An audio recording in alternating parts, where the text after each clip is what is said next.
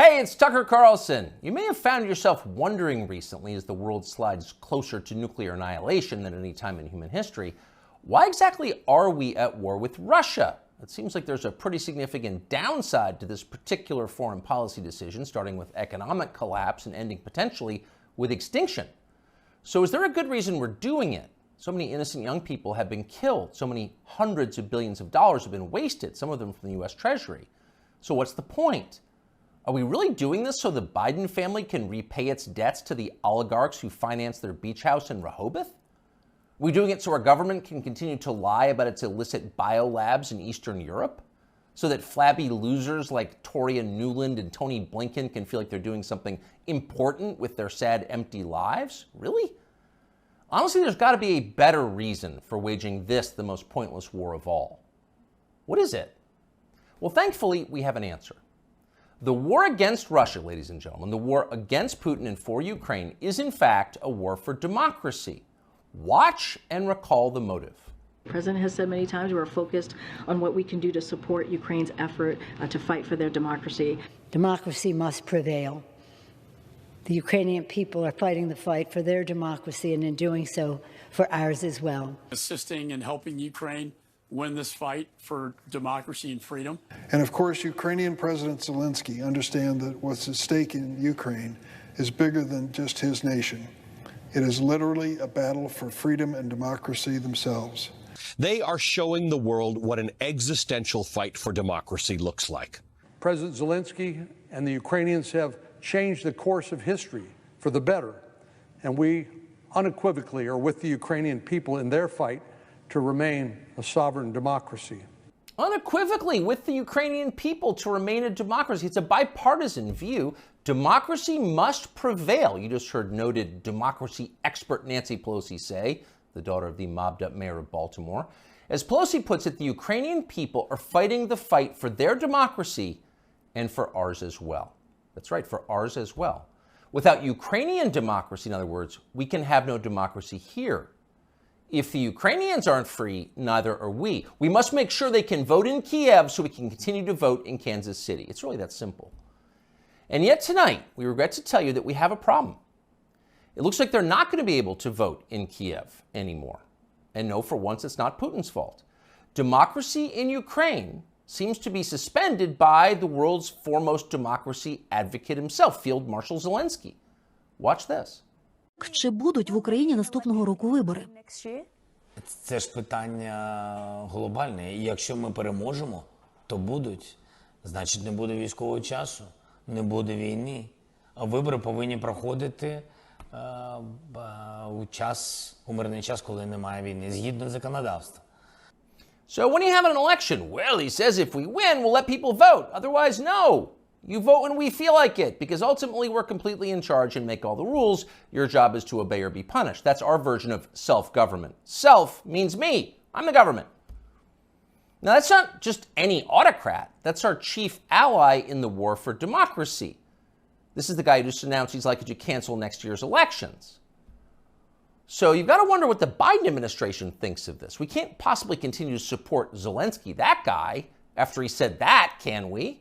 Because in a clip less than 30 seconds long, he just blew up our entire rationale for supporting his side in the war. So we can't support him. Oh, of course we can. And we will.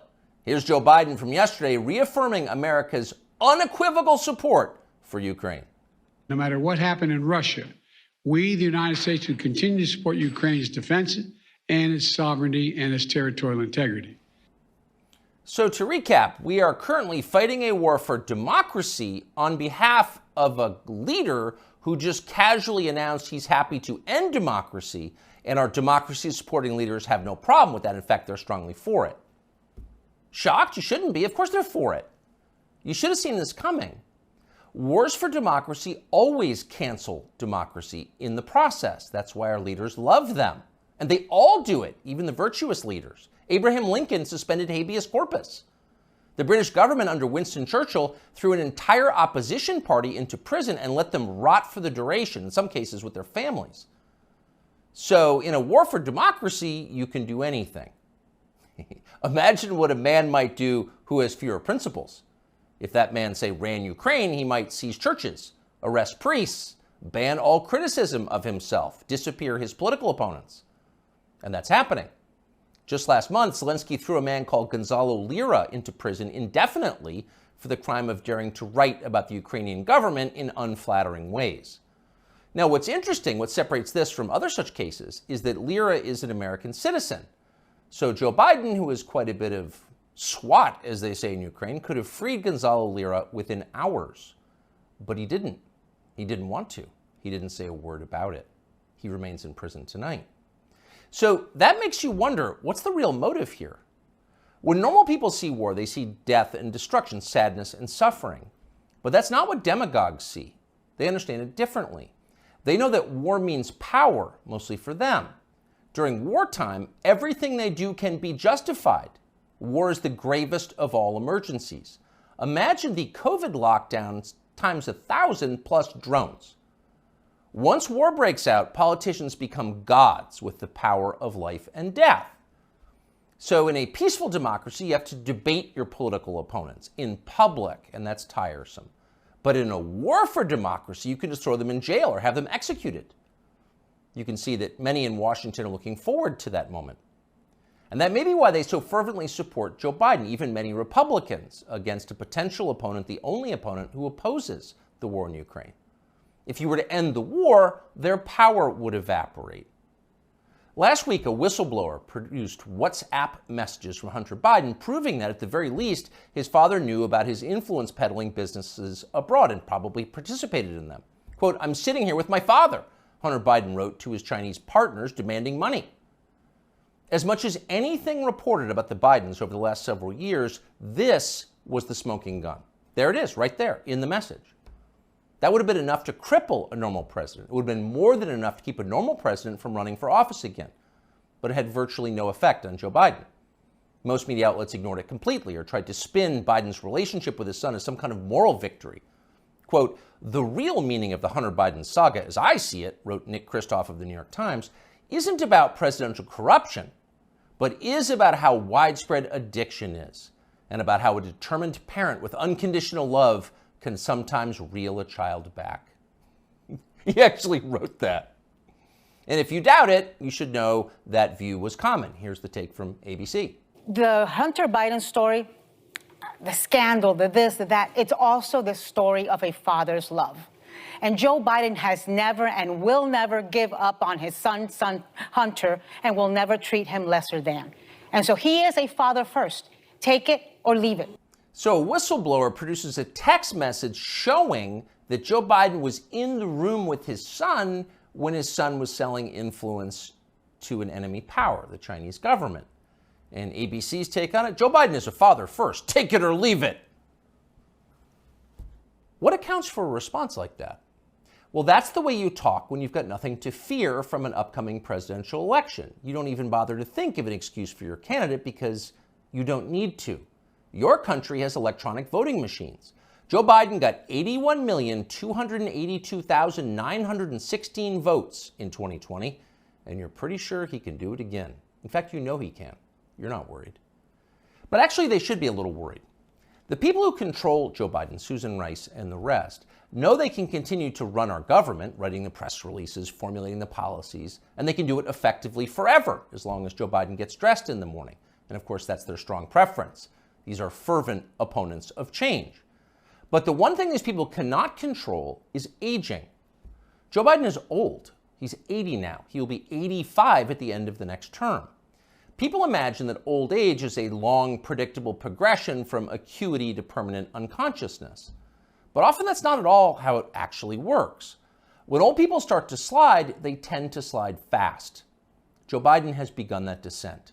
Here he was yesterday. And here's what she wrote to me, and I quote, "You can imagine my joy. She called them right away, and the next day they sent someone out to survey her yard. As Beth wrote, this is the best thing that's happened to rural America since the Rural Electrification Act brought electricity to farms in the 30s and 40s. End of quote." End of quote. You weren't supposed to hear that. Joe Biden read the stage directions out loud. That's like eating the garnish that comes with your entree. You're supposed to know not to do that. Joe Biden no longer does. In a year or two, he will be gone completely, and there will be no hiding it. At that point, the Democratic Party will face a secession problem. If Joe Biden is reelected next year and then forced to leave office during his term due to disability or death, that means Kamala Harris will become president of the United States. And nobody wants that, not even her husband. In real life, nobody likes Kamala Harris. That's not an attack on her. In fact, it's possible to feel pity for someone who's so universally reviled. It is instead an observation of unchanging physical reality like gravity or photosynthesis. Nobody wants Kamala Harris to be president. No one will benefit if she becomes president. So logic suggests there's going to be a change. It's going to have to be somebody else. And whoever that person is going to have to enter the race soon, before the election, after Biden drops out. Who could that person be? We don't know, obviously. This is all just guessing. But we do know whoever that is will have to have two essential criteria. He'll have to be as shallow, ruthless, and transactional as Joe Biden is, and he'll need to have flattery skills that are so polished and advanced they'd be considered superior even in the Saudi royal court. And there's only one man in modern America who fits that description: Gavin Newsom, the governor of California, and perhaps not coincidentally, Joe Biden's new closest friend.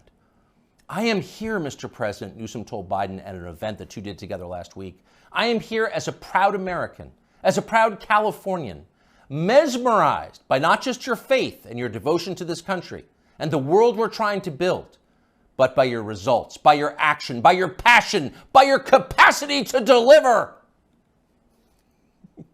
I am mesmerized by you, Joe Biden."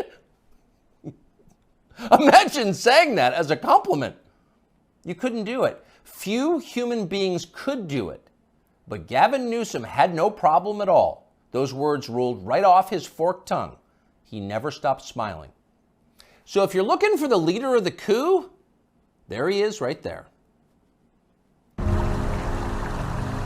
Younger people say the news is full of lies. In Kennedy's motorcade. 239 people. The death of Jeffrey Epstein.